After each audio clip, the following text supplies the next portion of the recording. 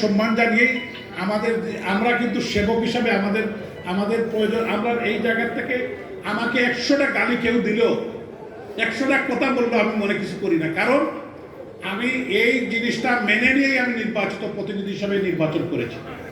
আগামী 5 বছরের জন্য আপনারা আমাকে 2000 গালি দিলেও আমি কাউকে উত্তর দিব না, কারণ আমি ম্যান্ডেট আপনারা আমাকে ভোট দিয়ে নির্বাচিত করেছেন। আপনাদের কষ্টের কথা বলতে পারেন, এটা আমি মেনে নিব, এবং এইটাকে শুধরানোর জন্য, এটাকে সহবিস্তৃতি নিয়ে আসার জন্য, এটাকে আমরা বসে আলোচনার ভিত্তিতে।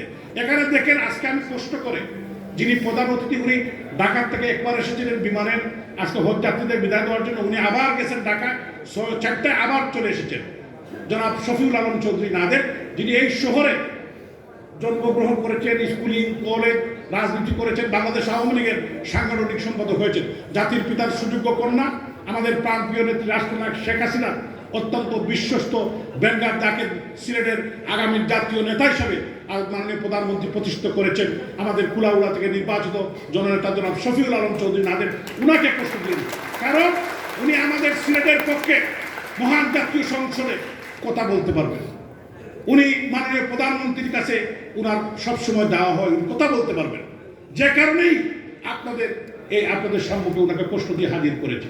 এখানে আপনাদের মধ্যে উপস্থিত হয়েছেন এই শহরের আরেক রাজনৈতিক নেতা, যিনি তৃণমূল থেকে বেড়ে উঠেছেন, এই পাশেই তার বাড়ি। বাংলাদেশ আওয়ামী লীগ সিলেট জেলা শাখার সংগ্রামী সাংগঠনিক সম্পাদক, সাবেক ছাত্রনেতা এডভোকেট রঞ্জিত সরকার, যিনি সুনামগঞ্জ 1 আসন থেকে নির্বাচিত হয়েছেন। যারা এমপি সংসদ সদস্য, তাদের সুযোগ অনেক বেশি, তারা জাতীয় পর্যায়ে আইন প্রণয়ন করেন, তারা চাইলে কিন্তু একটি আইন সংশোধন করতে পারে। তারা আমাদের কিছু বলতে হবে না, তার সংসদে উঠিয়ে তারা যদি একটি আইন সিটির জন্য পাশ করে দেন, তারা পারবেন। অ্যাডভোকেট রঞ্জিত সরকারকে আমরা কষ্ট দিয়েছি, আপনাদের সম্মুখে হাজির করে। এখানে উপস্থিত হয়েছে আমাদের এই সিটি কর্পোরেশনের আরেকজন স্টেক হোল্ডার, সিলেট 1 আসন আর 3 আসন নিয়েই আমাদের এই সিটি কর্পোরেশন, ডক্টর এ কে আব্দুল মোমিন, মাননীয় সাবেক পররাষ্ট্রমন্ত্রী, উনি পরবর্তী একটি সভায় উনাকে আমরা নিয়ে আসবো।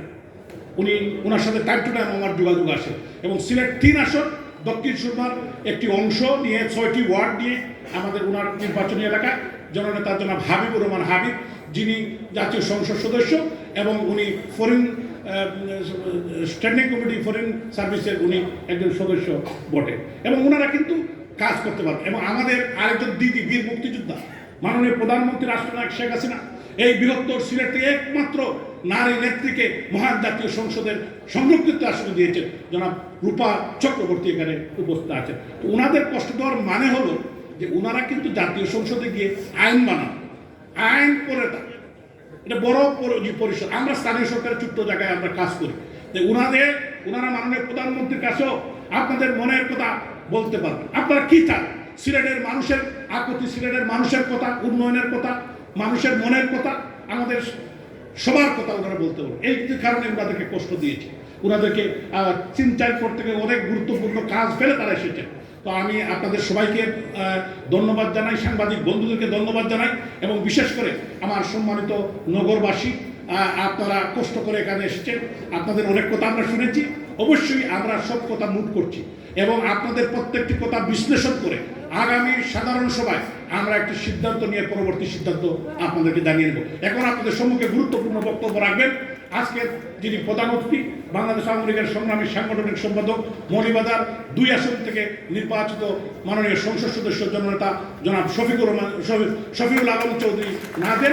ওনার বক্তব্যের মধ্য দিয়ে আমাদের আজকের এই সুধী সমাবেশের কার্যক্রম আমরা সমাপ্তি করব। আপনাদের সবাইকে আবারও ধন্যবাদ। জয় বাংলা।